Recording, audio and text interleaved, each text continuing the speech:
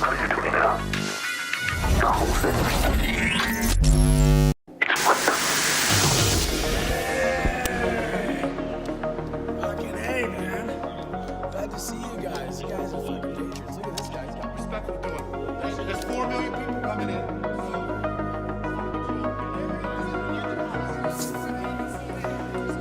It's only a matter of time. Justice is coming. What is the cost of lies? It's not that we'll mistake them for the truth. The real danger is that if we hear enough lies, then we no longer recognize the truth at all. Why would I have anything to say to you? All you do is wrong. What else is left but to abandon even the hope of truth and content ourselves instead with stories? It's the role of good journalism to take on powerful abuses. And when powerful abuses are taken on, there is always a back reaction. Take an animal virus and you increase its transmissibility to humans. Right. You're saying that's not gain of function? That is correct. And Senator Paul, you do not know what you are talking about, quite frankly. And I want to say that officially. When you report fake news, which CNN does a lot, you are the enemy of the people. Go ahead.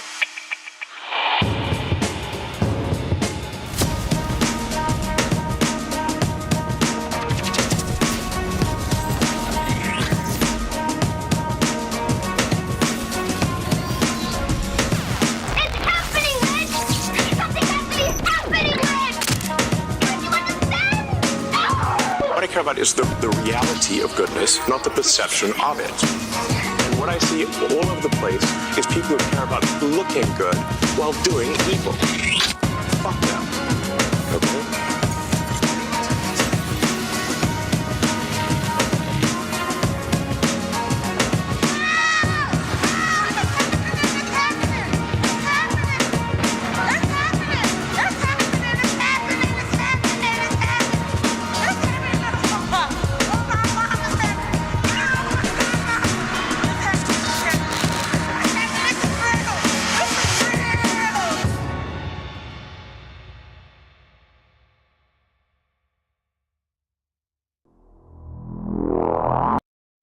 Welcome back, Habbening Bros, to another Monday night's Habbening TV. I hope you've all had a lovely weekend. I'm feeling a bit rough, bros. I got the eclipse COVIDs, the super COVIDs. Pray for me, bros. I'm probably not long for this world. I'm feeling a bit, lurgy, and I'm sneezing a little bit. Clearly, the preempting to an apocalyptic attack of the special COVID eclipse strain. It's gonna be bad. I can feel it. This is what they've been warning us about, bros. The eclipse is coming. CERN is reactivating. Cicadas are spraying everywhere. This will be the final push by the globalists in order to get all of our butts into butt communism. Mate, I just honestly, at this point, the waiting is the hardest part. I just, the clown world has been going on for so long. I'm just, could you just bring on the next phase, please? The tension is killing me. We got, there's stuff happening, mainly the eclipse, which I'm not really covering because everybody else literally is covering it. Instead, I have some other delicious, spicy, and juicy, well-marinated stories for you tonight. Firstly, Twitter versus Brazil. Since Brazil got its new leftist government backed by the CIA and the World Economic Forum, no joke, it is actually backed by the CIA, who used to fight communism, but now are basically how much more communism can we get kind of thing, which is, a weird thing for the CIA to do. But, I guess, we got to move with the times. There's a judge there, Supreme Court judge, who basically said to Elon Musk, look, we need you to block all the accounts of our political opponents. They're making us look bad. They're posting pictures of me with a dildo hanging off my forehead. It's completely, inappropriate for a man of my station. Guy literally looks like a fucking vampire. He literally just stepped out of the Underworld reboot. And Musk typically has been nah, I don't think I'm going to do that. So they send him a whole bunch of letters, and and they're planning on threatening ban Twitter in Brazil. So we'll be covering a bit of that. Secondly, I found this article from The Guardian this, you know, sort of idiot journalist saying like, well, you know, look, the British, they really want digital ID, right? As well, you know, it's a brand new world, bros. This idea, you know, that the British love freedom is just, you know, it's an artifact. It doesn't reflect the current times. It's been reimagined for a modern audience, you know, and she, like, you know, puts up a bunch of sources which are extremely sus. So I'm going to be going into that. And finally, as spring turns into summer, the little activists pop up out of their little hidey holes in their mother's basement after feeding themselves on vegan nuggies over the winter and hibernating on Twitter. Yes, they come out into the streets. It's, you know, it's magical, glorious, really. Just Stop Oil has spun off a new activist group. Same colors, same backers. It's basically Just Stop Oil plus Palestine, you know, because, you know, it's the current thing and everybody's talking about it. They have, like, released some, like, really fucking just uber cringe video. So we'll be covering that. It's a bit of a low effort stream tonight. I am actually feeling a bit rough. But, you know, look, I've got to power through for my viewers, man. You know, I do it all for you. Speaking of which, if you want to do it to me, do it for me. You know what I mean? Like, if you want to give back, you can donate via Entropy or Rants on Rumble. You can't give anything on YouTube if anyone's actually watching on YouTube. I don't know. We're streaming to YouTube now. You know, for however long that lasts, I'm sure YouTube will be shooting me to the top of the algorithm because, you know, they love that kind of like stuff. You can also donate Odysee coins and stuff. Please give generously. You know, a few dollars can make the difference between a starving YouTuber, you know, having to, you know, scrape, you know, I don't know, noxious stuff off the roadside to survive and having a cup of coffee. Won't you support a starving YouTuber for just, you know, a little bit of money? Whatever you can spare, it means so much. Anyway, let's get on with it and check out who's in the chat with us tonight. Livia Drusilla, good to see you. Sadie Sapiente, Texas Man, Captain Crisps, good to see you, man. Crisby13, Patriots Flow, Fox39 Forever. Oh, the gang's all here, bro. And I know Rat Fun King was in here as well. Ivan the Horrible, good to see you, man. I think that's everybody in the Rumble chat. Thanks for coming, bros. It means so much. And in the Odysee chat, we have Speak Your Mind, good to see you, sir. And in the YouTube chat, we have fucking nobody. Mate, I don't understand why. You know, I called up Susan Wojcicki and I was like, hey, Susan, you know, like, I know you don't head YouTube anymore, but, like, could you just, you know, phone up the Indian at the moment and, you know, get them to boost my channel? And she didn't, you know, she didn't seem too keen on the idea. I don't know why. I don't know why, right? You know, this is the cutting edge of news, bros. This is what YouTube say that they want. Oh no, Ivan, Ivan is in the YouTube chat. Thanks, mate. It's clearly we're getting so much organic reach, bros. I mean, this is only the second stream I've stuck on YouTube, so maybe I shouldn't expect too much. Oh, but you know, I can expect away. Oh, and User Eunuch, of course, is in the Rumble chat. Good to see you, Yuz. I will be on Discord and Dragons tonight at 11 o'clock London time for a delicious bevy of, you know, news and laughter and stuff and all that kind of other stuff. Right, enough of that. Let's get on with the news, bros. Just let me... Oh, and of course... Today's lovely meme, it's there's no text, just a visual one. But, you know, look, when someone like Biden, he sees a crescent, you know, he cannot help but, you know, stick a hammer and sickle on it. Oh, we do have someone in the YouTube chat, Glenn Llewellyn. Thanks for coming along, man. People are actually watching on YouTube. Oh, mate, I feel so validated. Man, like, people, I'm actually on the YouTubes. Wow. Till I get fucking nuked from orbit. Helldivers 2 style. Right, let's get on to the news. Where's the goddamn window? Oh, come on. Right, here it is. Okay, so start off with Twitter versus Brazil. Yes, Elon Musk is in another, you know, he's in a bit of a pickle. Again, basically, you know, Brazil got taken over, as I was saying, by Lula da Silva, who was an incredibly corrupt lefty. But he was a lefty, right? And after Jair Bolsonaro got in and started parading around like the Trump of Brazil, very much not allowed, you know, right? Like, you know, you got to remember, in the modern world, democracy has been reimagined into managed democracy where, I mean, you can vote, but all the candidates are pre-selected for you, for your own safety, of course, to make sure that nothing bad happens. You don't want to accidentally vote for like a racist or someone who's like far right, or transphobe or something like that, right? Imagine the consequences, right? Like if a country were to vote somebody in that actually wanted to do what the people want, that's called populism, and we don't like that. Brazil's Darth Vader, and yeah, he is basically like Darth Vader. Where's the image? Yeah, check this fucking shit out, mate. He looks like if fucking Harry Potter released like a new episode with vampires. You know what I mean? He's like the Harry Potter. Except this is a Brazilian Supreme Court justice. He really does look like one evil motherfucker. Like, honestly, dude, like, do not defy... I don't know how to speak that in Portuguese. Do not defy me in Portuguese. Do it not defy me, right? I am look at me. I am the Supreme Court justice now. And he's very, very fond of the censorship. He is. His name is Alexandre de Moraes, Ministro do Supremo Tribunal Federal e do TSE, Professor de Faculdades de Direito da USP e do Mackenzie. Whatever the fuck that means. I'm sure my Portuguese accent is terrible. Some of the stuff that he has done, for the best possible reasons, bros. You got to understand, right? He's jailed people without trial for posting threats on social media. I don't know whether, these were threats or threats. I mean, you know how it is in current year, right? Like, literally like telling someone to fuck off is like a threat now.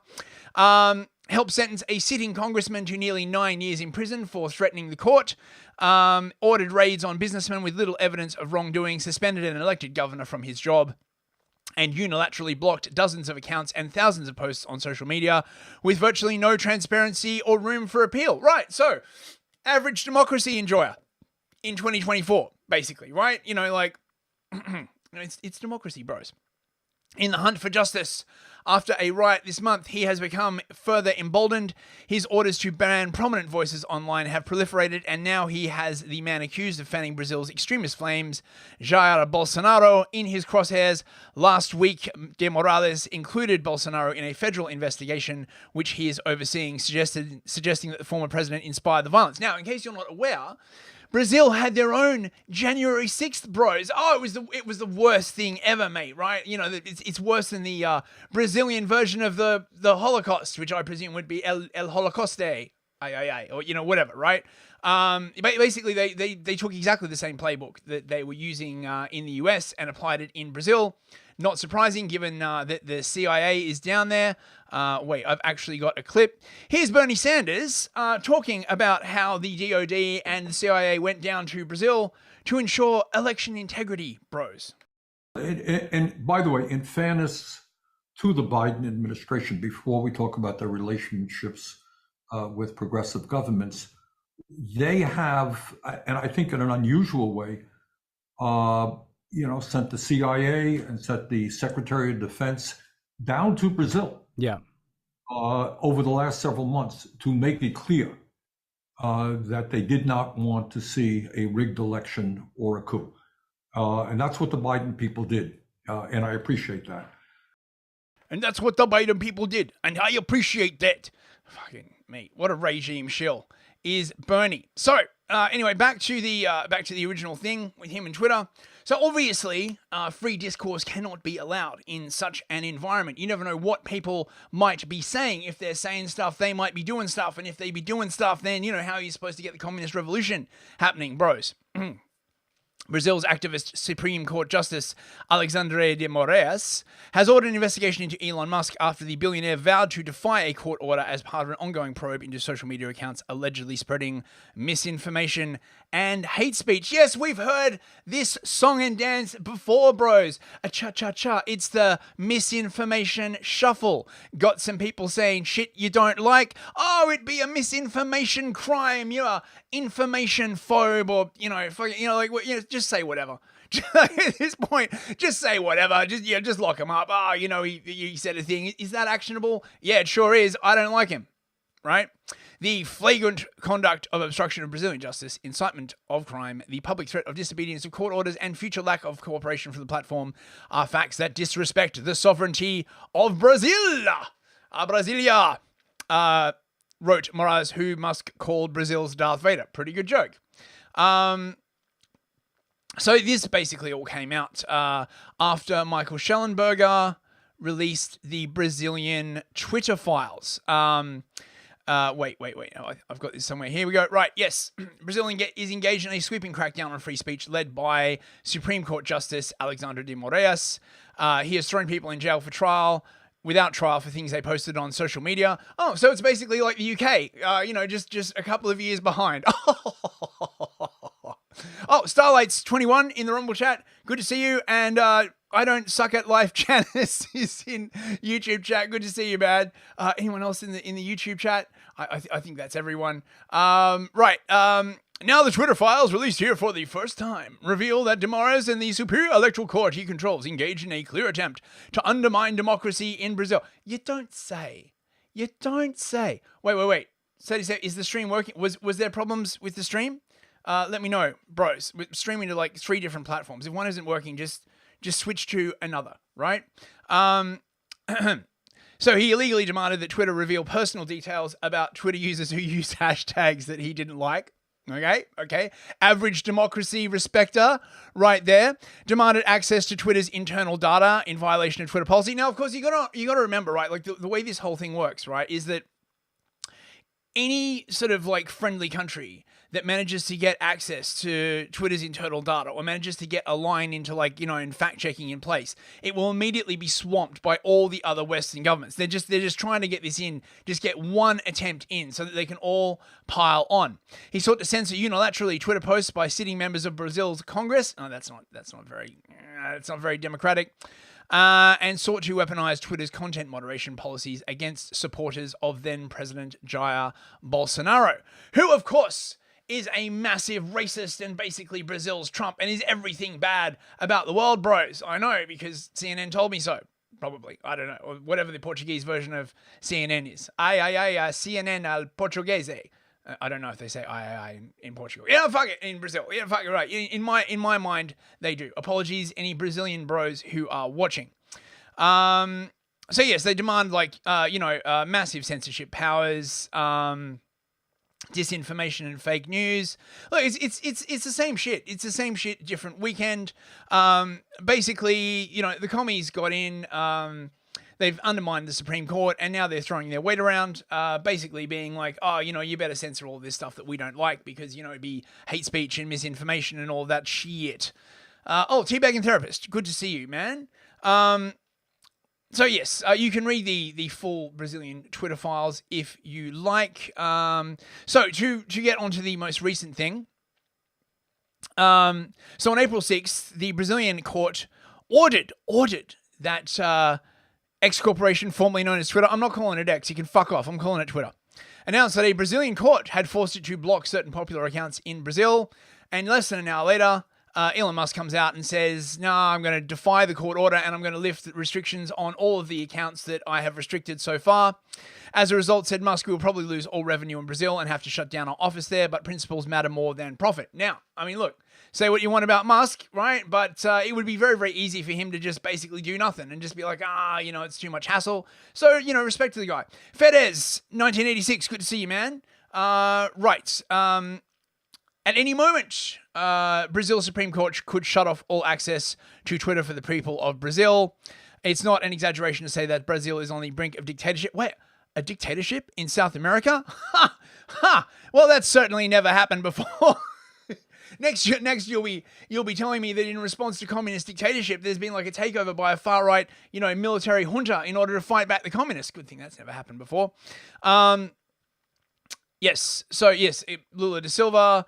Commie's going to commie. And basically everyone on Twitter has been, basically telling everyone in Brazil to get a VPN because, they can ban like Twitter, but, unless they, start banning like VPNs. Of course, what they don't mention is that if you give the VPN your credit card and, you know, the government fucking gets to the VPN and gets the VPN to reveal records, then they can associate an account sort of immediately with you because they've got your credit card information. So if you really want to be safe, make sure to pay for a VPN using crypto or some other kind of anonymous payment method.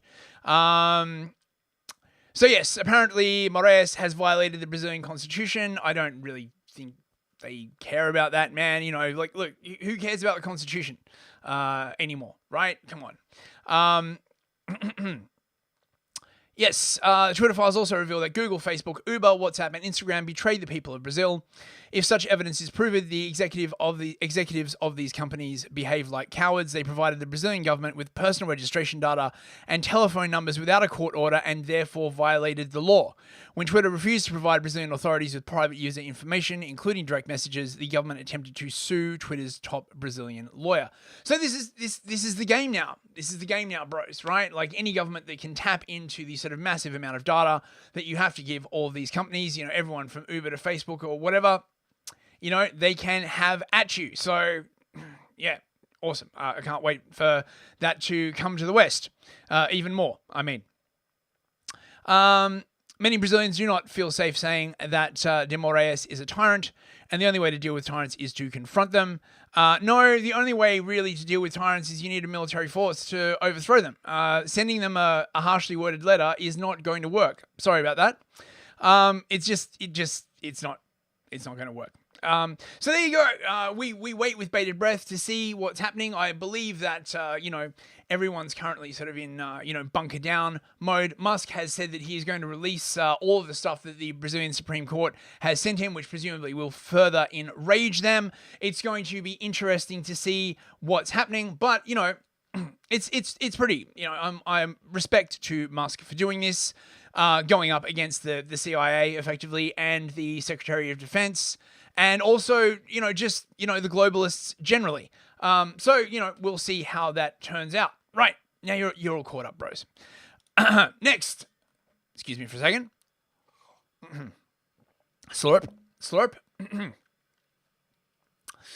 You may have seen, or maybe not. I mean, who the fuck watches GB News? But anyway, there was this thing on GB News. It was like Rees-Mogg basically talking about ID cards. Yes, ID cards are one of those things that just keeps popping up like a turd you cannot flush. Every, you know, few years they float this idea and they're like, hey, you know, wouldn't everything be like great if everyone had an ID card? Now, of course, many people do actually carry ID cards already. You know, effectively a driver's license is an ID card. But what they want is one centralized ID register. And of course, because it is current year, this is going to be digital ID. If they're framing this debate in terms of ID cards, in my opinion, that is a complete misnomer. It's going to be digital ID. You know it's going to be digital ID. And even if the first iteration is not digital, they will pivot it into digital ID almost immediately. Digital ID is the goal. Central bank digital currencies is the goal. Man, for your safety, for your protection, think of the convenience, right? It would allow the government to control your life even more conveniently, right? So, yeah, check it out. This is Rees-Mogg. David Lord Blunkett yesterday said that identity cards could help tackle the illegal migration crisis. His old commandant, Sir Tony Blair, made the same claim 2 years ago. The former leading lights of New Labour have long desired compulsory identification documents, but Britain has never been a papers-please society. I've always loved the quotation from the historian A.J.P. Taylor, who wrote that until August 1914, a sensible, law-abiding Englishman could pass through life and hardly notice the existence of the state beyond the post office and the policeman. Yeah, well, we don't live in that society anymore now, do we, Jacob? 0 seats. 0 seats. I can't believe how badly the Conservatives have betrayed literally everyone who voted them. 0 seats. May you get 0 seats. However, the world has changed. In order to deal with the challenges of this century, such as mass illegal migration, is it time to sacrifice freedom for administrative efficiency and bow down to po-faced officialdom? That's a big no from me. I mean, you know, obviously they're not going to be asking me. I wish they would, but you know, no, they can fuck right off. I know exactly what they're going to be doing with that, right? It'd be one thing if, you know, if I didn't suspect that the moment they get these powers in, they're going to start being like, oh, you know, did you just do a racisms? Ooh, you know, I wish we didn't have to, like, you know, ban you for this and hate crime you for that. You know, if hate crime wasn't a thing, I wouldn't be so against it. But it very, very clearly is, and it's very clearly what they want it for. Well, I've got my panel still with me, Jerry Hayes and Bill Rammell. Jerry, England free rather than England sober? I do not, well, I'm not in favour of England being sober, but England free, yes. I don't like identity cards. I don't like the concept of them. And what's more, they don't work. When can anyone, both governments, name a single IT project by the government which has actually worked? All right, Bill? Well, we can debate the IT project, but I've always been a supporter of identity cards. I remember when I was an MP and I regularly held consultation meetings with constituents, the issue would come up, put it to the vote, 7 out of 10 people were in favour of them. And they can contribute, they're not a panacea, but they can contribute to tackling illegal immigration and fraud. But the polling's really... How very Tony Blair of you, random bald-headed fuckwit on GB News. Yes, of course, if you had been paying attention, you would know that this is straight out of Tony Blair's playbook. He said, I think it was to the WEF about a year and a half ago, oh yeah, it's a shame about all that illegal immigration that we like totally enabled. You know what would fix that? Digital ID. Come on. You know, if I was a cynical sort of person, I might think that the political class in this country was engaged in a sort of like dialectic mechanism to create a problem and then offer the pre-made solution that they couldn't get through without the problem. Of course, that would be a conspiracy theory, right? Right. Oh, we have some more people in chat. We have Senor J. Chiva Loophole, good to see you, and Timmy Bobinson in the YouTube. Oh, there are people watching on YouTube. I feel seen. I feel validated, bro. Now, all I have to do is get my channel deleted, and I really will feel like I have been seen and acknowledged. You know, it's always nice, you know, to know that, you know, some sort of like overweening government power is watching, you know, and just, you know, just makes me feel, you know, loved and wanted. Right. Oh, God, fuck it. I hate GB News, right? Like, there's such containment. They're just, you know, I mean, we have a problem. Have we thought of doing anything to fix the problem other than the thing that would fix the problem? Let's discuss, bros. Oh, I think we should not fix the problem by doing this. No, you're wrong. I think we should not fix the problem by doing this other thing. And they never invite anyone on who, you know, would actually like, you know, put forth a suggestion that would fix the problem because that'd be racist and shit, right? Like, you know, or extreme or, you know, because wanting to like fix anything is basically extremism in current year. Interesting on that, because when you look at Australia, which had a proposal for an ID card, when the campaign started, it was 7 out of 10. By the time they got to deciding it, they decided not to, because it had flipped. The ID cards are one of those things that people, when they think about them, don't want because they're a constraint on them. It only works if, when stopped by the police, you have to show it. And we don't want to be stopped by the police and asked for our papers, do we? No, but there's a whole series of issues. When you say we don't want to be stopped by the police, which we are you talking about here? Are you talking about the native English and their sort of, you know, general sort of white, you know, descendants? Or are you talking about, how do I put this politely? These sort of like new and diverse arrivals that have brought so much to this country and enriched us, you know, so absolutely, you know, with, you know, their, not only their incredible ethnic culture, but also, you know, their crime, which of course doesn't happen, you know. Yes, is the yes, exactly. That in the modern world we're having to grapple with, like massive illegal immigration, like fraud on a scale that we've never seen before. And it's a trade-off, it's a balance. What degree of liberty are you prepared to cede in order to collectively tackle the problem? Yeah, you know, it's funny how that works, right? It's almost like if you didn't have this sort of like massive complex of NGOs and lawyers fighting the government at every step whenever the Home Office rarely tried to remove someone, even if they've committed a crime, none of this wouldn't be happening. But let's ignore all of that, right? How about that digital ID, bros? With illegal migration, we would give ID cards to all these people who landed on the shores. That's just the way this system works. But the point that David Blunkett was making, I think, was that the criminal organisers will, instead of advocating that these people should claim asylum, they'll actually advocate that they should disappear into the black economy, and that people in those circumstances could be challenged to produce an identity card may be a tool that would help us. No. You see, I don't like this because this is like... I believe that's already happening.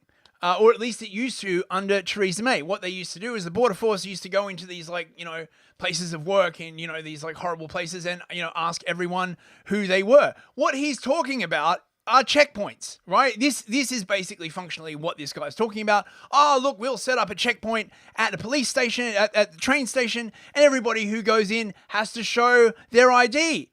How convenient. That will certainly control illegal migration. For no other reason would the government want something like this. Oh my God, I fucking hate current year. Like the hostile environment that led to lots of innocent people who are British citizens being told they weren't British citizens. Yes. The moment we have an ID card, we know the system won't work, and I'll go to a bazaar, the souk in Tangier, and I'll be offered at least 3 identity cards. It's a load of old nonsense. You see, I just don't think it solves the problem that of course it if doesn't. people come here illegally. Hey, you know what would solve that problem? A digital ID linked to your biometric information. Now that is a new idea that literally I just thought of now. I bet that would help with the immigration problem. Why don't we do that? Gee, what an excellent idea. Thanks very much, Tony Blair. They will either try and get into the black market and be employed by people who are happy employing people illegally, or we'll give them an ID card because we're allowing most of them to stay anyway, so we're going to give them some form of document. And therefore you don't solve any particular problem. You just make life a little bit less free for 60 million law-abiding people.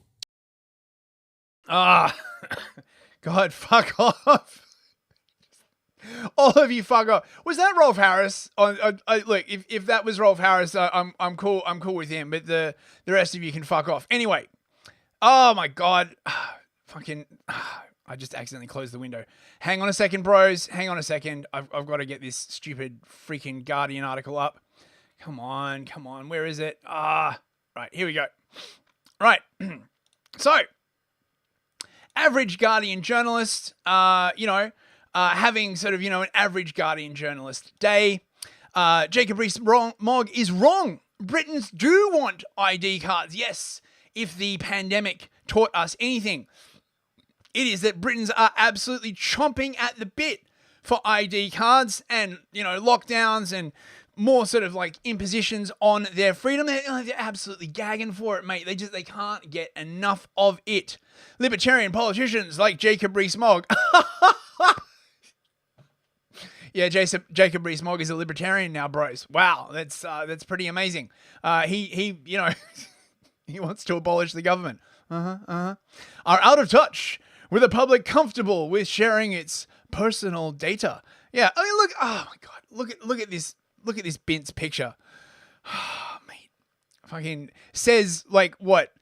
25, 30-something-year-old Guardian journalist.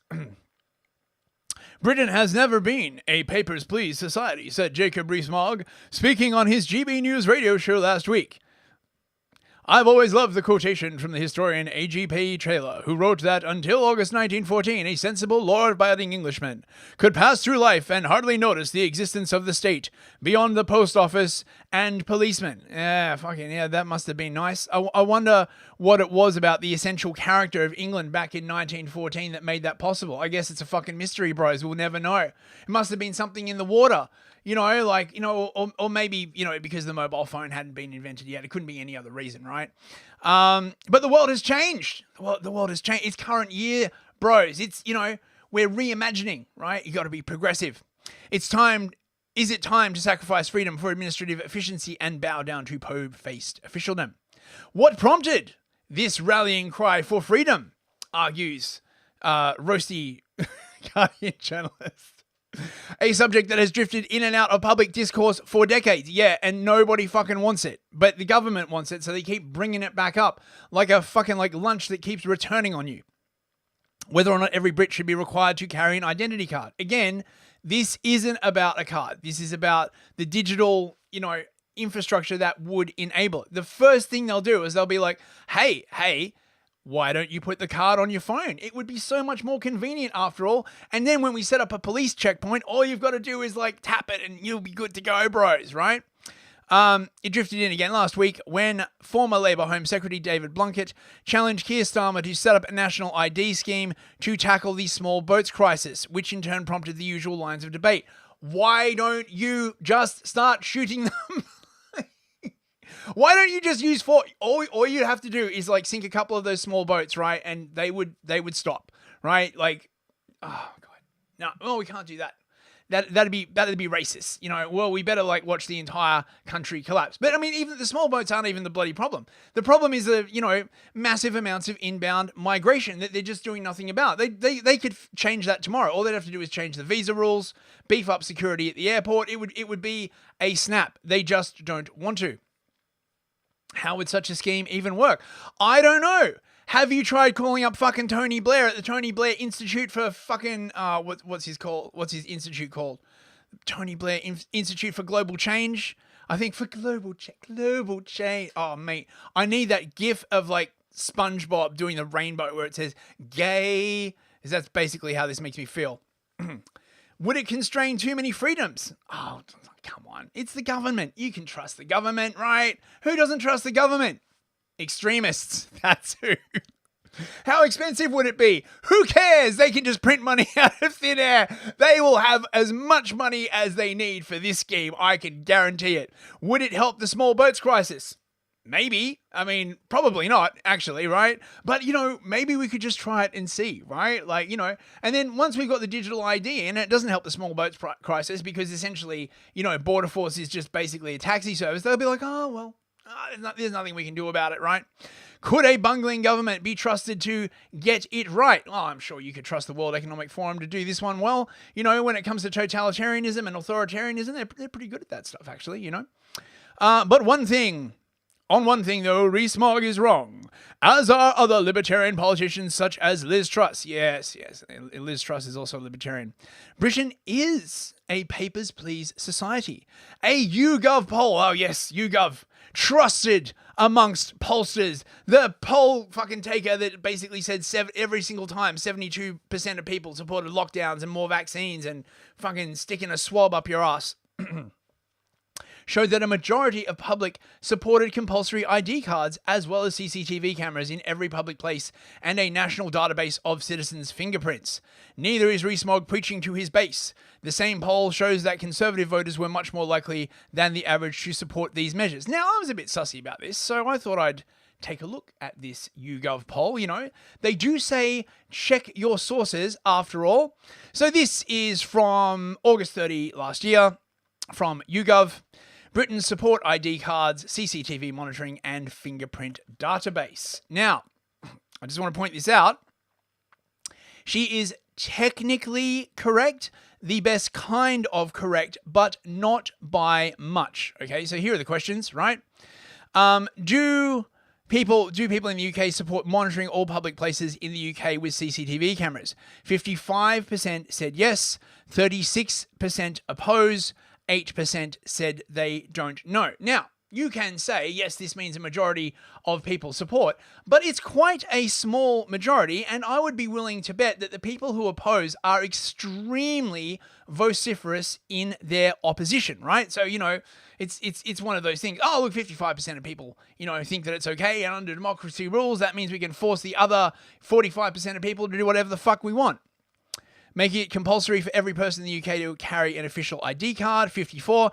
Now, I suspect that if you framed this question as in, do you want digital ID, you'd get a different answer. But again, they're making it like, oh, it's just an ID card. It's not an ID card, and everybody knows this, right?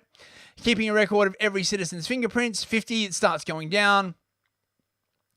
requiring phone manufacturers to unlock a password-protected phone, keeping a record of every person's DNA, and at this point it starts going down, requiring communication companies to retain everybody's data, and this is where it sort of like starts to pose, because everybody realizes what this would actually be about, right? Requiring WhatsApp to like crack encryption, again, pretty much even, and would you want companies like WhatsApp to let the government access your private communications? 60% say no. So this idea that, there's broad support, in the UK for sort of a large security state is bullshit. And according to this, the numbers have gone down across all metrics. Right? So if you wait, is that right? Net support plus 19 plus 29. Yes. So support for all of these measures have fallen since 2018, right? Which indicates that if they're going to do this, they've only, if this trend is correct, they've only got a short window to do it before they can't even claim that they've got a majority anymore, right? Let's see. Net support. So yes, it's hardly like, a slam dunk. Let's go back to our person from the Guardian. This one's basically like, babbling on, saying like, everybody in the UK, wants big government. They want administrative efficiency. They want po-faced officialdom, and they are prepared to sacrifice freedoms to get it. Yeah, look, I know there are like a bunch of retards, but one example is our changing attitude to the so-called nanny state. A paper last year by Arvik Bhattacharya of the Social Market Foundation showed the public were largely in favor of policies that crack down on their freedoms to gamble, smoke, drink, and consume food that is bad. Again, that is a bit of a misrepresentation. I don't know, the Guardian misrepresenting something. Here's the poll. Here's the poll. She was very, very fortunate to provide links in her article that obviously hardly anyone is going to click through, but I'm an autist, so I did that. So this is about interventionist public health policies, something that I imagine would be a little bit sensitive now, although supposedly this is in August 2023. I don't know when the poll was actually done. A vast majority of policies polled command at least plurality support. Well, that's not enough. That's not enough, right? Especially to override what is commonly seen as people's fundamental constitutional rights, although exactly what it is the UK Constitution guarantees, I don't know. Taxes are unpopular, but public health taxes are seen more favorably. And this is what this is all about. When she's talking about restricting people's ability to gamble, drink, and smoke, what she's talking about is more taxes on those things, not saying you can't do them. Total Blackout Painting. Good to see you, sir. 2 steps forward, 1 step back. Oh my God. So they're going to do it. They're like, if we really want to do this, we really want these public health interventions, how are we going to do them? So they're suggesting do the thing, then relax the thing a little bit and say, oh, we're listening to our voter base, and then do it again and just keep doing it. If you're familiar with nudge theory, you'll know how this works. And this is the thing, more effective, more politically challenging. And this is the point, right? The only thing more unpopular than limiting availability are taxes. They're all politically challenging. They're all unpopular, right? They're just trying to let me see. There's more of this here. So this is what they base it on. 82% of people think there's too many places to gamble. Gambling is dangerous. No. Only 13% of people think gambling is good for society. Now, I don't know what this is a weird graph. This is a whole kind of so, they're basically we've got to restrict tobacco, economic things to ensure that people eat fruit and vegetables. I'm sure if they'd phrase that as a meat tax, because that's essentially what it is, right? It's a junk food tax. They would have a different result. It's all about the question that you ask. And again, the one that has the most support is advertising, labeling, price regulation, not so much. Smoking area bans, I don't know. Right. So this is from 2015 to 2023. So yeah, not really as cut and dried as The Guardian would like to make it out. But Brits have changed, bros. We're having a bit of an identity crisis, you know. The country that produced George Orwell is now absolutely gagging for Big Brother. Oh, Big Brother. Oh, kiss me, Big Brother. Yeah, I hate this stuff. Honestly, it's annoyed. It annoys me. Yeah, so she bangs on more about this. Brits have changed, call it an identity crisis. If the Labor government decides to bring in ID cards, a subject on which it has recently softened, polls suggest the public would support it.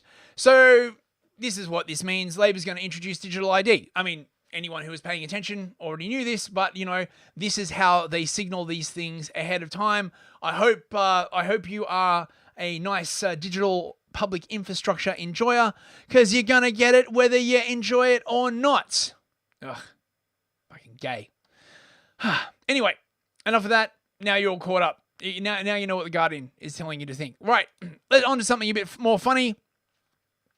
Came across this in my Twitter timeline. This is pretty funny. This is the kind of shit that Labor can expect when they get into power.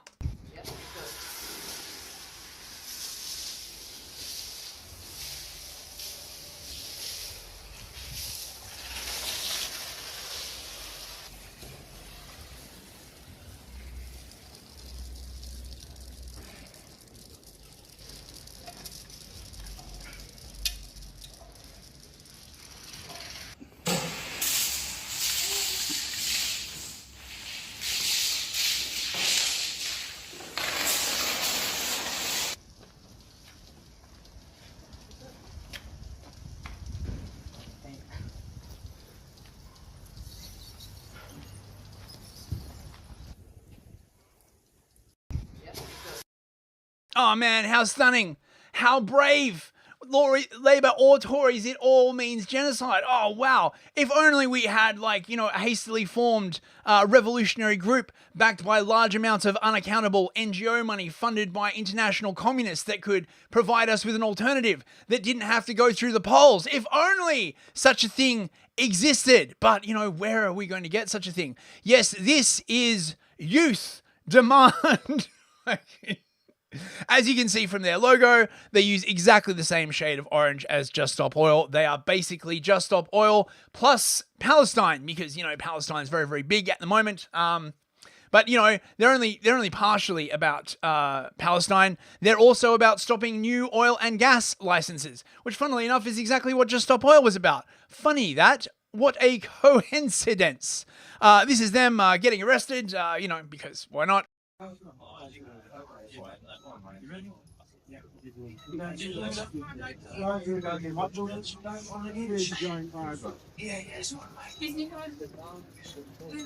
very much. The Labour Party are complicit in genocide. New fossil fuels and supporting genocide in Gaza is unacceptable. The youth refuse to comply with a system that is killing us all. Thousands are dying across the world now, and millions more will if we don't act. We must enter non-violent civil resistance. Join us on the streets. That's it. Nice one. Thank you. Oh, go and have a bath, you fucking hippie. Dude. Oh, God. And, oh yeah, and this is more of their, like, oh my, it's just so, they're all so young. They should call themselves fetus demand. I don't want to be, like, so cruel. They're, like, look at them. They're all so earnest. They all really believe they can make a difference. You know, imagine in, you know, 30 years when they're all, like, wizened and cynical, and they're like, oh yeah, I tried to make a fucking difference once. You know how that turned out. Can't change anything in this world. I hate hippies. Yeah, exactly. The colors of Labour used to mean red for socialism, for hope, for workers. Now they just mean red for blood, for genocide. We're sick of this, and the youth demand better. If you're sick of this too, you can join us on youthdemand.org or come to Victoria and Blackman Gardens. The colors of labor used to mean red for socialism, for hope, for workers. Now they just mean red for blood. Yeah, man, it used to be red for socialism. Now it's red for blood. And I'd be like, you know, actually that's kind of appropriate given, you know, the outcomes of socialism. I mean, what color is starvation? You know, does starvation have a color? Is it just sort of like a gray kind of like thing?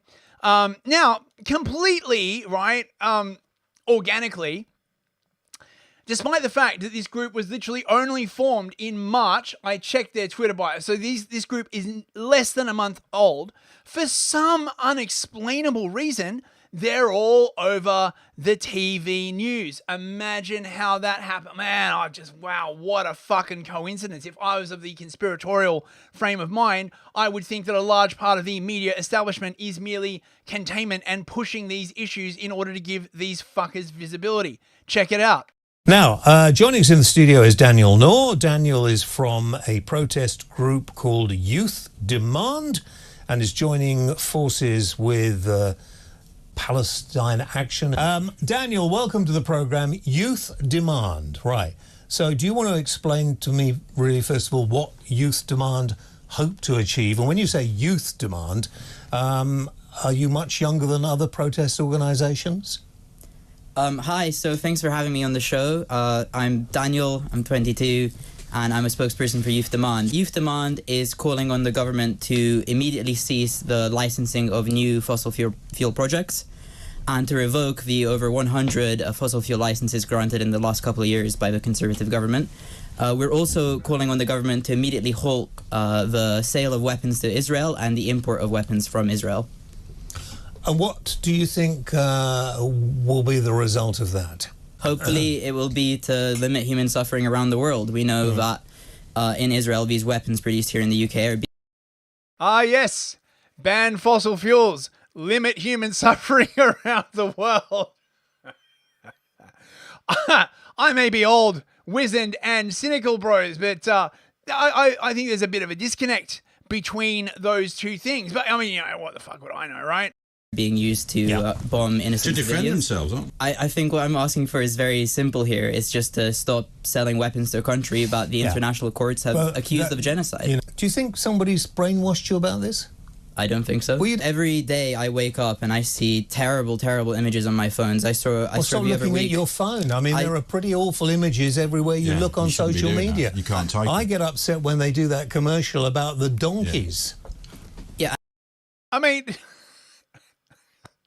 Yeah, it's like, you know, there's like war crimes going on in the Middle East, but have you considered not looking at your phone? Dude, this guy is like 22, right? This is the boomer zoomer divide. Like, have you thought of just not looking at your phone? Yeah, I'd want to, but literally my entire life is on my phone, so, you know. And I get upset when I see a picture of a child that's starved to death. Well, you don't seem too many of those. I'm asking you the simple question, so what are you going to do? We're gonna take the fight to the people who are complicit in this genocide. I want to engage in He's going to take the fight to the people who are complicit in this genocide. Yes, he's going to fly over to Gaza and take on the IDF on the ground. No, fucking, of course he isn't. Honestly, if he did, I would have a fair bit more respect, right? Like, I'd be like, okay, damn, at least you're willing to put your balls on the line for it. No, he's going to march around London like a fuckwit, right? Block roads and be a general, like, nuisance and, like, say, like, you know, the UK government should stop supporting Israel, which, I mean, personally, I think they should. But they're only talking really about, you know, the Gaza thing because it's the current thing. This is really, again, about stopping the oil, you know, because you can't get communism as easily unless you have a starving population. Non-violent civil disobedience until the government meets our demand, and we're going to do whatever it takes. We're going to do whatever it takes to stop ruffling genocide snooker balls around the world. Whatever non-violently necessary, whatever it takes. Those civil resistance images you've seen from other campaigns like Palestine Action, like Just Stop Oil, it's going to be happening again because people are sick of this, because politics is failing us, and as young people we've been let down. The Labour Party and the Conservatives are driving a genocide. So there you go, bros. He's making a difference. You know, sitting in a TV studio. I mean, look, this is basically what I do, right? But I don't pretend that I'm fucking changing the world, right? I'm just talking to my, like, you know, autistic viewers, and I love you all, bros. I really really do. Oh, we also have Simon JJ in the YouTube chat. Good to see you, sir. But the best clip is this. This is literally fetus demand. Look at these kids. Oh my god, they look like they just like crawled out of the womb yesterday. Oh mate, check this shit out. I'm Jessie, I'm 20, and we have a message for Rishi Sunak and Keir Starmer. They are absolutely listening to you guys, by the way, right? When this comes on, both Starmer and Sunak will be like, oh my god, did you hear what those two baby-faced fetuses outside of Parliament said on their Twitter channel? Oh my god. British government and the Labour Party, you are finished. Your total disregard for human life has united millions in the fight against our criminal political system. Both the Conservatives and the Labour Party are complicit in genocide. You both back selling weapons to Israel and drilling for more oil and gas in the North Sea.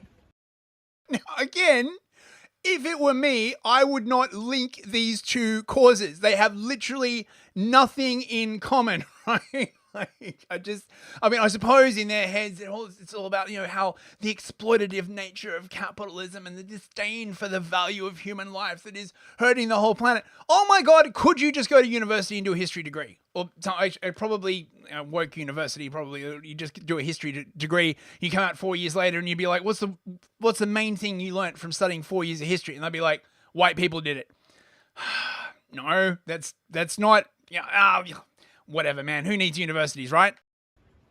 These are the guns used to murder Palestinian children and the carbon that will kill across the global south and within our own borders. Our democracy is horrifically broken. The duty then falls on the people, with the young at the helm, to replace this system with one based on love, compassion, justice, and equality. This is what we are going to do. We are Youth Demand. We are launching a campaign of non-violent resistance against the government and the Labour Party in the face of the crimes you are committing. Young people demand an end to the killing. Both parties must commit to... I'm going to go out on a limb here, bros, and, say this girl in particular does not look terribly working class to me. She doesn't look like, she's seen many rough times in her life. Is this the UK's new Greta Thunberg, right? Will cops be like dragging her out, like, while she's wearing like a tight top, getting like boobies on TV, being like, no, don't arrest me, no. The horror of the police, is it 'cause I'm white, bruv?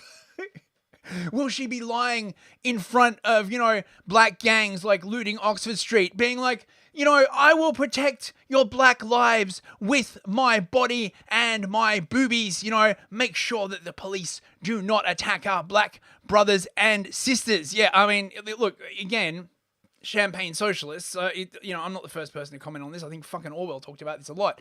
That these are always like the children of the privileged. I don't know, the guy on the right, looks like he's seen some shit at least. He's got that 1,000-yard stare going on. But she looks like, soft as fuck, man.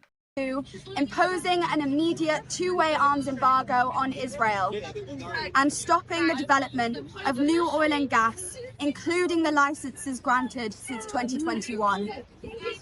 We are beyond furious at your evil and cowardice, but we act out of a fierce love for our brothers and sisters around the world, not hate for you. When all is said and done, history will remember the blood on your hands. Today we declare our resistance against these crimes. We will be relentless in pursuing these demands because life depends on it. Yeah, J. Cheever loophole with the absolute Chad comment. Daddy will be something big in the city, and if she gets arrested, Uncle Rolly knows the commissioner, so all will be well. Exactly. Oh my God. But this is only the beginning. Your betrayal of our generation will result in the most unimaginable outbreak of collective power, creativity, love, and defiance. Oh yeah? Is that so? You're gonna do the revolution through love, man. The people that are actually running the revolution are not going to respect your wishes, love. Look, if it's a suggestion, perhaps read up on the Bolsheviks. You are being played, my dear. You are being played. And this collective outbreak that you so much seek is always manipulated by elites from above, as is the entire structure of your organization, which I will get to in a second. So we can't say we have nothing to thank you for. See you on the streets. Yours sincerely, Youth Demand. Oh, she posted them a harsh letter. It's literally the meme. She's posting them a stiff letter. Oh, well, the revolution will be instantiated tomorrow, my dear. If there's one thing that fucking authoritarian governments and multinational Bolshevik groups respond to, it is a stiff letter. Holy shit. Now, this is their action plan. So you can look forward, if you're in London, presumably you can look forward to a week of these retards like blocking roads and, generally being fucking annoying. Livia Drusilla, love and defiance. As they revolt, who are they going to love? They're going to love humanity.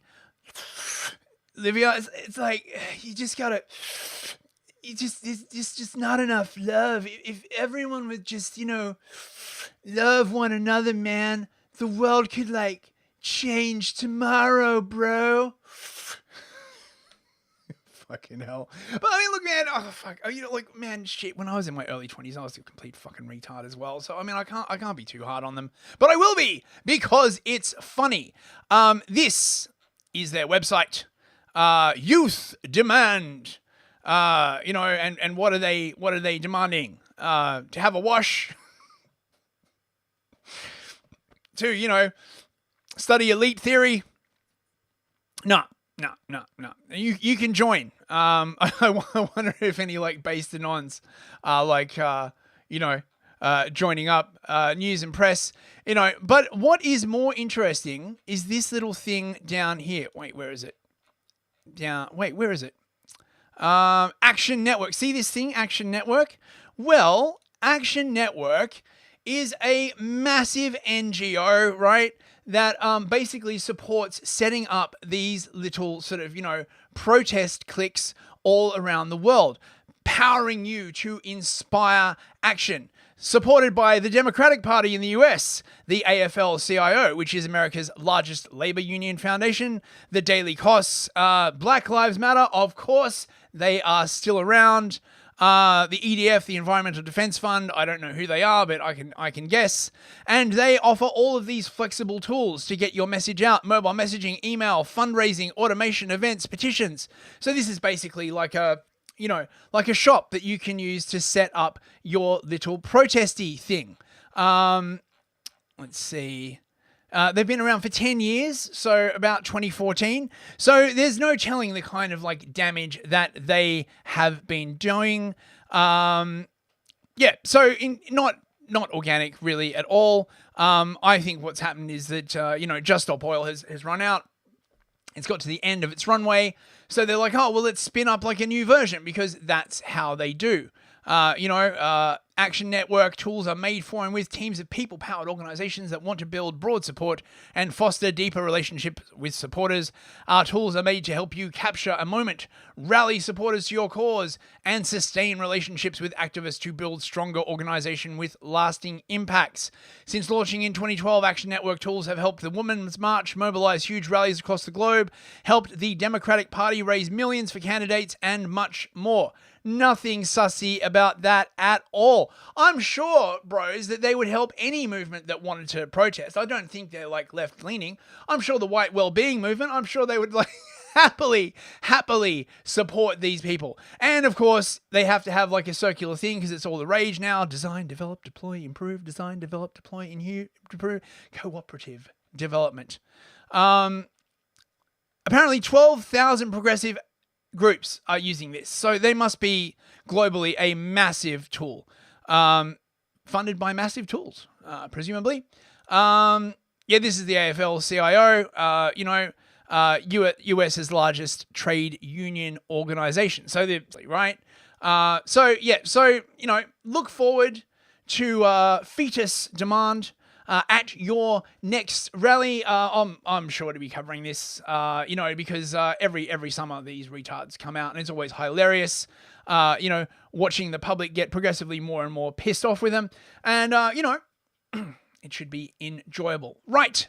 So you're all caught up on the news. It is time for some cringe. First, let's just check the audience engagement, see if there's anything on entropy. Just refreshing entropy. We have $8, $14 from Jeffrey Mill. Thank you very, very much, Jeffrey. Wait, where's the confetti and the love heart? Thank you so much, man. Had to prioritize sleep, therefore missing. Beautiful presentation for the last Empire of Lies. Beautiful but terrible. Anyhow, well done. Thanks very much, Jeffrey. I really appreciate that. That was a very moving episode, as you could tell. And $25 from Simon JJ. Mate, you deserve like double confetti. Great show news. Thank you so much, Simon. I really, really appreciate that. Thank you to all my viewers, and everyone who donates. It means so much. Like, a lot of work goes into these. But, if I was doing it for the money, I'd be making like cute animal videos on YouTube. This is about something deeper and more important. The sort of raw shitpostiness of this show. Right, let's get on to the cringe bros. I know you're gagging for some cringe. Let's see, where's the window? Right. Let's see, what have we got? Yes, so fucking bunch of Australians held like a Marxism conference.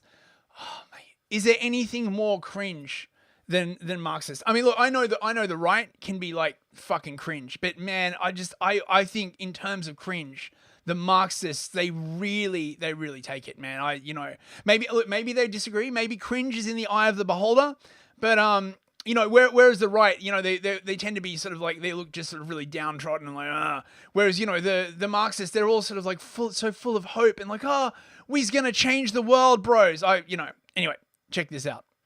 My favourite thing about Marxism is learning about all the inspiring struggles that people and workers all over the world, people fighting back, resisting the system, asking for more than what the bosses are giving you. There's so many wonderful people to talk about radical politics with, the fact that there's so much energy and passion in all of the rooms. I came to Marxism because I'm a socialist myself, and I think it's really important for people with similar politics to get together. The way she says, I came to Marxism is like someone saying, I came to Jesus. Fucking hell. Discuss different debates and ideas, and there's no bigger or better place to do it than Marxism. The international speakers that come, you cannot miss the opportunity. On top of that, not just building education, but making networks for organisation in the future to have a real impact on changing the world. I've learned more over this weekend in Melbourne than I've learned. Can someone do a physiognomy check? Oh my God. Oh, dude, my eyes, is this the peak cringe in human form? I don't know, bros. In an entire year of my classes back in Canberra. It's a great weekend. There's some things that will stay with me for a very long time. The best part, I think, has just been the discussions in the sessions, actually. There's been quite a lot of debate and, different ideas. So it's not just passively being lectured to, but there's people actively contributing, and I've really enjoyed that. I'm a revolutionary Marxist, and there's no other place. I'm a revolutionary Marxist. When the revolution comes, I hope to be like a poetry teacher, or perhaps like do like massages for the troops. Nah, dear, you're going to be on a fucking assembly line. These people all imagine they're going to be in in a party, I presume. You know what I mean? Right? Like, censoring people and doing all that kind of other stuff. We have rights for whites in the Rumble chat and in the Odysee chat. Thanks for joining us, man. Oh my God, fucking dude, read Dakota. Read any history. Oh my God. Place I'd want to spend my Easter weekend then amongst, other comrades, other revolutionaries, chatting politics. After coming here, it's kind of solidified to me that change really doesn't come from above. It's not going to come from the Elon Musks of the world, and it's going to come from the people that already know that climate change is an issue. It's going to come from the working class. I'm here right now because the world under. Wait, are you insinuating that you are part of the working class? Wait, this guy, where you're part of the working class? Okay, I mean, I can't see this guy at a steel mill, working an oil rig, but actually, right? Interestingly enough, I discovered that I was reading a bit of Marx the other night, and I discovered that from Marx's point of view, anyone who draws a wage is technically the proletariat. It is not just the people who do actual work, people who do brain work, the proletariat, and the actual people who do the actual work and who don't give a shit are actually defined as the lumpen proletariat. I bet you didn't know that. Yes, in the lumpen proletariat, they're a bit of a problem because often they do not have the academic sophistication to understand the benefits of Marxism, and they frequently aid reactionary forces, which of course we don't want to do. Look at these these kids. Jeez, man. Woof. From the people that already know that climate change is an issue. It's going to come from the working class. I'm here right now because the world under capitalism is completely shit. The climate crisis is threatening to completely destroy the planet that we rely on to survive. We're in danger of seeing World War III within the next 100 years. Within the next 100 years? I think it's more like the next 2 years, you fucking stupid bin. It's not fucking climate change that's responsible for it. Oh my God. Oh, dude. We also have Charlie Reedy and Daily Rapture in the YouTube chat. Good to see you, bros. Oh, mate, this is too much cringe even for me. And that's not the kind of world that I want to live in. And I don't think that anyone else is going to help us change things. So if you want to get involved and be an activist, Marxism Conference is for you. And it's fucking fantastic to meet other people who actually care about changing the world.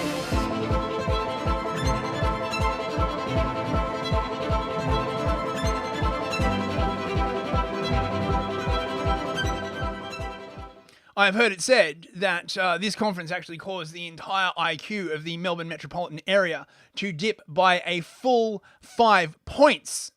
But of course, Now, speaking of fucking Marxism, this is fucking classic.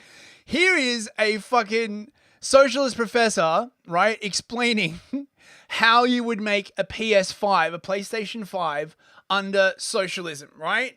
It's gonna be easy, bro. It's gonna be so easy. Fuck, I couldn't believe when I saw this. Check this out. Final question to you, Professor Wolf.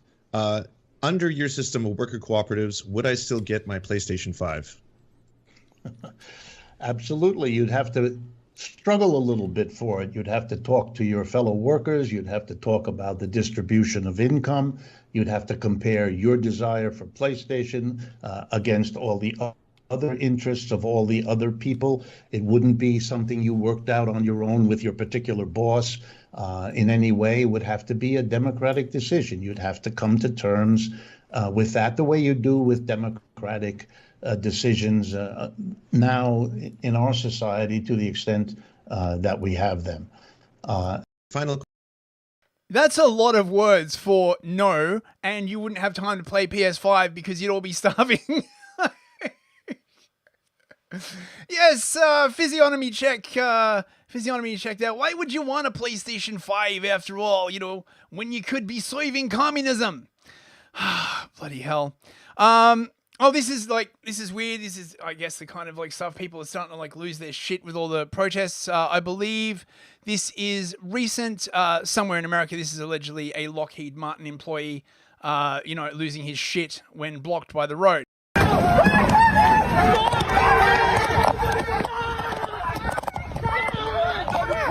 You want to go to prison. Get out of the way. You want to go to prison. Somebody's going to die. I'm telling you right now. Somebody's going to die. Get out of my way. Get out. Bro, you're on video. You're on video. You're on video right now. If you want to go to prison, think about If you want to go to prison, you fucking get out of the way. I gotta get to my job. Think about your future. You a felony? Think about your future. I gotta get to my job. Job? What job? What's a job? Bro, we're out here, like, you know, trying to instantiate the revolution. The revolution is our job. You get out of the fucking way. Think about your future, bro. Hey, careful, careful. Get out. Are you gonna hurt people? Don't you dare. Are you gonna hurt people? Be ready. Be ready. Are you gonna hurt people? We have eyes on you, sir. We have eyes on you, sir. Don't do this. We have eyes on you. We have eyes on you. We have eyes on you. Poor working guy. You know, Marxism versus the proletariat. Now, this is apparently a real thing that happened. Apparently, a female pilot got annoyed at having to like change into a uniform, and then decided to basically like sort of say her blog to the entire like number of people on this plane. Fucking hell! Check this out. Okay, if you don't feel safe, get off the airplane. This is your captain speaking, but never like this. I'll stop, and we'll fly the airplane. Don't worry, I'm going to let my co-pilot fly it. He's a man.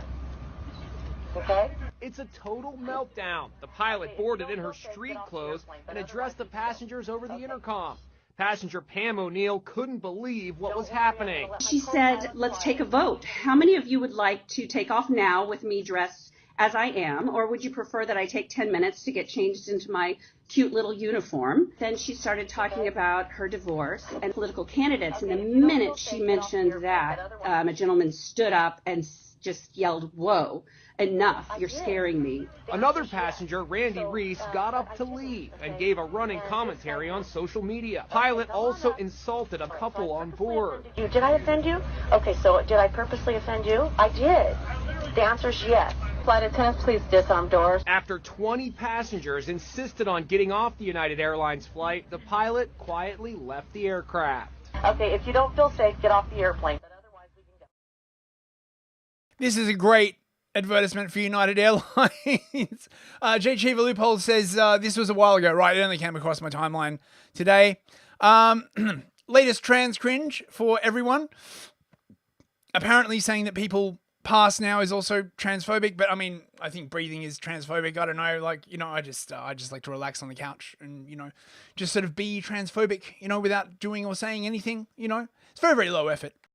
I want to make it clear that the compliment, "I had no idea you were trans," is rooted in transphobia. Yeah. Just ask yourself, why is this person's transness something they should be happy that I didn't perceive?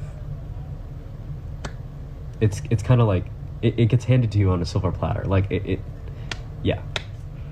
And it sucks because, like, for a lot of us, even if we've unpacked all this stuff, like, it still feels good to hear.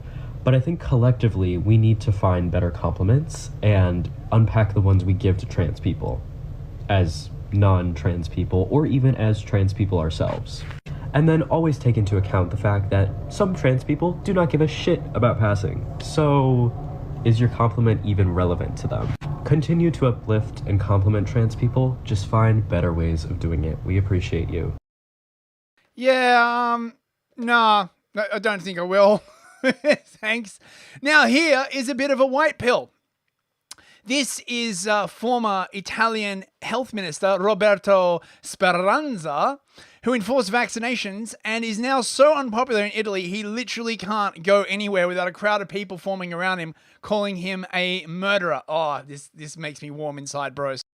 Assassino! Assassino! Assassino! Assassino! Assassino! Bastardo assassino! Assassino! Assassino! Guarda, guarda, guarda, guarda, ma va! Bastardo, l'avete pure protetto, bravi! Bravi, bravi! Bravi, siete proprio bravi! Bravi, bravi!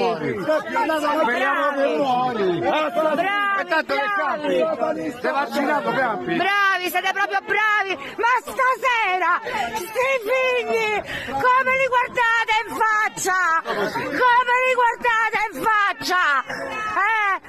Come li guardate in faccia? Come li guardate in faccia? Noi non volevamo fare niente noi. Volevamo solo delle risposte. Capito? Non si può parlare. Assassino! That's awesome. I should steal that. You know, people should normalize that. Now, AI music is starting to like be a thing. A lot of people on the internet are like doing like just weird AI songs and posting them. Some of them are a bit mid, but I thought this one was particularly funny, so I thought I'd share it with you. Enjoy, bros. I got my balls to my butthole, yeah. Oh my God, what did I do? I can't take a dump, 'cause now my balls are blocking up my butthole. Fool me once, shame on you. Fool me twice, shame on you. Good God, I pulled too hard, now my scrotum's stretched out like a fucking yard. Oh God, I grew my balls to my butthole, baby. Oh my God, what did I do? I can't take a dump, 'cause now my balls are blocking up my butthole. My lady doesn't want a life of watching her man use a butter knife. Face down, ass up, trying soft and sack. Oh baby, fucking please just take me back. I grew my balls to my butthole, baby. Oh my God, what did I do? I can't take a dump, 'cause now my balls are blocking up my butthole. Fool me once, shame on you. Fool me twice, shame on you. Good God, I pulled too hard, now my scrotum's stretched out like a fucking yard. Glued my ball, it was inevitable, baby. This could have happened to anyone. Life is just fun like that. I got my balls to my butthole, baby. Oh my God, what did I do? I can't take a dump, 'cause now my balls are blocking up my butthole.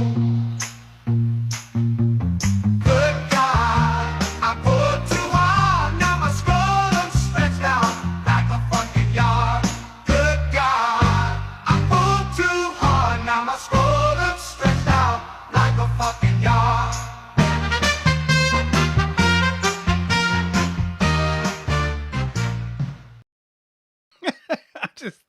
I just thought that was I've like watched like a bunch of these, and that was by far the best one. Just stupid and yet really demonstrates like AI's ability to, you know, replicate different kinds of music. Right, so we got a couple of Eclipse memes for you. Just because it's going on even as we speak at the moment, bros. The cicadas are breeding, the werewolves are like howling, all this kind of other stuff. Enjoy. Look, I can't tell you exactly what's going to happen, but I can confirm for sure that something, somewhere, sometime is in fact going to happen. You'll see. Gotta have some extra gas on hand. That's super important. Do what I did. Panic and buy too much a few years ago and then keep it in trash bags in your basement. You'll see. Every one of my exes lives on the path of the eclipse, and that's how you know something real bad's gonna happen. Just watch. Also on the path are the birthplaces of self-checkouts, broken McDonald's ice cream machines, and that pre-cum you get when you don't shake up mustard and ketchup.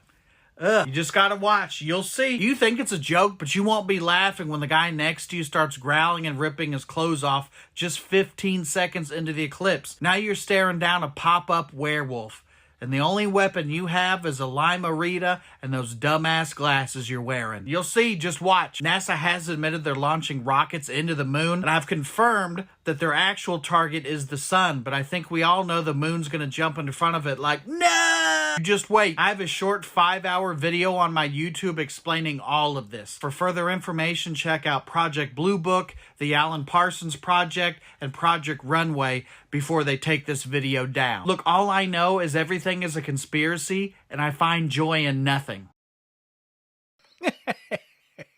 Nice. Very nice. And also here are some helpful tips for a safe eclipse viewing experience. People of Tennessee may have the best view, but they will also be the first to be sacrificed. F in the chat for Tennessee bros. Animals may behave strangely. If your dog speaks like a man, heed its dire warning. Do not trust the squirrel with the child's face. It speaks only lies. Now, that's some good advice right there. When your double arrives, resist the inclination to fight it. It may be stronger than you. Chances are it will disappear after the eclipse. Be careful it doesn't switch places. It will be a few decades before you get the chance to come back. If you stare into the void and it blinks first, you win, but the prize is insanity. Yes, you get a free HP Lovecraft squishy toy. Werewolves are not only impossible to kill during an eclipse, they become super werewolves. Whatever you do, don't buy any weird plants. We don't want a repeat of last time. Apophis, the moon serpent may try to eat you. Let him. He is a hungry boy. If once upon a time you were falling in love, but now you're only falling apart, there's nothing you can do. This is a different type of eclipse. And there's been a lot of stuff going around about how like CERN is like firing up on the day of the eclipse because there's nothing spooky about that. And this is actually the spookiest thing of all, because there's now like a fact check out about it. No, CERN won't open a portal during the April 8th eclipse. That would be impossible. Ha! That sounds like the kind of thing that someone trying to open a portal would say, right? The claim: CERN will start up April 8th to open a portal during the eclipse. It's been fact checked, bros. I mean, isn't that the old saying? Nothing is confirmed true until it's been fact checked. God damn it. We got some funny videos for you now. Enjoy. I want you to rate this woman on a scale of 1 to 10 and be honest. Wow, she is gorgeous. Look at those legs. 9.5, 10, easy. Okay, and you don't think she's fat? No, she's not fat. What if I told you look like her? What are you, calling me fat? This is just stupid, but very funny. What is it? Maniga. Where is it? Maniga.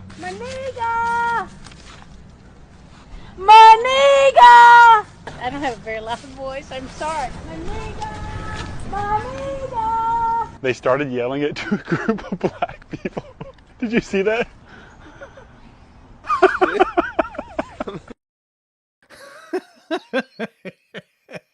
My nigga. Oh, dude. I hope he found his dog. This is just stupid. Enjoy.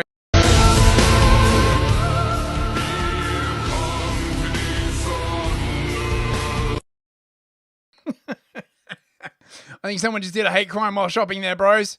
Right, we got some cute animal videos for you now. Just let me double check entropy and see if there's been any other stuff come through. No, it's all good. So let's get on to the cute animals. Many of these are from Sadie Cipiente, our official cute animal correspondent. She scours the interwebs for cute animals for the show, and we appreciate it very much. Thank you.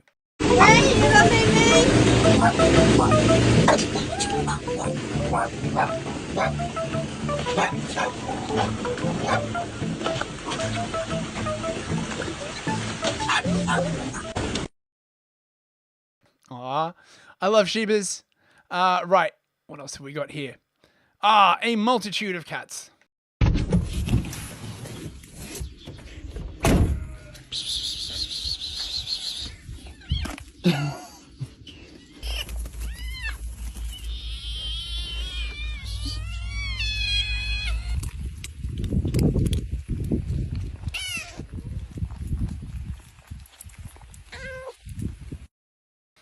Well, it's a good thing you brought them food.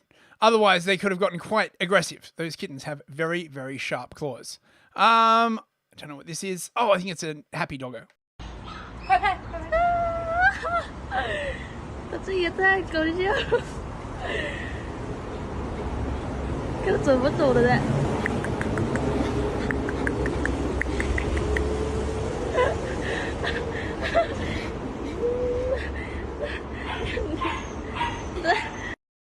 ？Oh, it's so happy. God, man. Imagine being that happy. Aw. More kitties.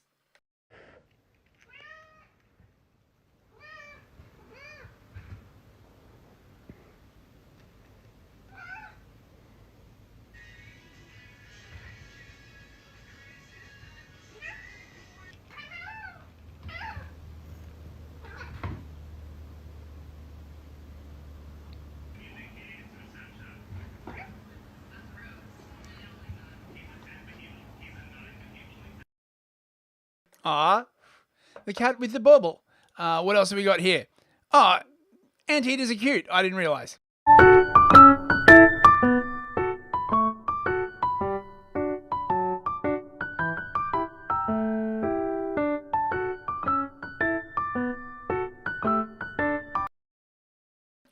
I didn't realize anteaters could be cute. What else we got? This cat was a holdover from the COVID era. It was born too late, bros.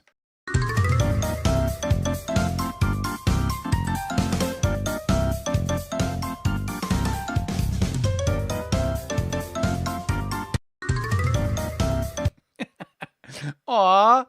And finally, we don't have any foxes this week for you, Fox 39. But how about, is it a beaver or an otter? Some kind of furry aquatic cuddliness.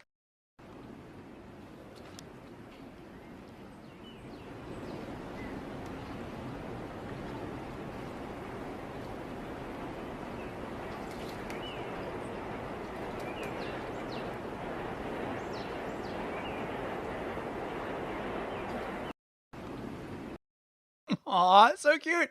And that's the end of the show, everyone. Thank you so much for coming. No matter where you've been watching, YouTube, Rumble, or Odysee, thank you so much. Another big thank you to all the people who donated an extra confetti and a love heart. I appreciate it very, very much. It means so much, bros. I will be on Discord and Dragons in about an hour and a half over on Yiz's channel. Linky in the chat. Come check it out. It should be a good night tonight. I hope you all have an excellent week. I will be back on Thursday for another Habbening TV, followed by Empire of Lies. Stay safe, everyone, and have an excellent week. Good night. Oh, wait. I didn't do the shout-outs. Oh, my God. I nearly signed off without shout-outs. On the Rumble, Giz the Eunuch, Patriots Flow, Teabag and Therapist, Captain Crisps, Crisby13, J Chiva, Loophole, Fox 39 Forever. Who else? Total Blackout Painting. Ivan the Horrible. I know Texas Man is in here somewhere. Patriots Flow. Fox 39 Forever. I think I got you twice. It doesn't matter. Thank you so much for coming, everyone. On Odysee, we have Rights for Whites, Mick Zen, Tasia. I know Speak Your Mind is here somewhere as well. Speak Your Mind, yes. Good to see you all. Machine for Baked Beans. Oh, he seems to be new. Thanks for coming along. And on YouTube, we have Glenn Llewellyn, Total Blackout Painting, Charlie Reedy, I Don't Suck at Life, or Janice, Timmy Bobinson. I think that's everybody. Right, there you go. Right, we've done the shout-outs. Thank you so much for coming, bros. I will hopefully see some of you on Discord and Dragons. Have a good week. Good night.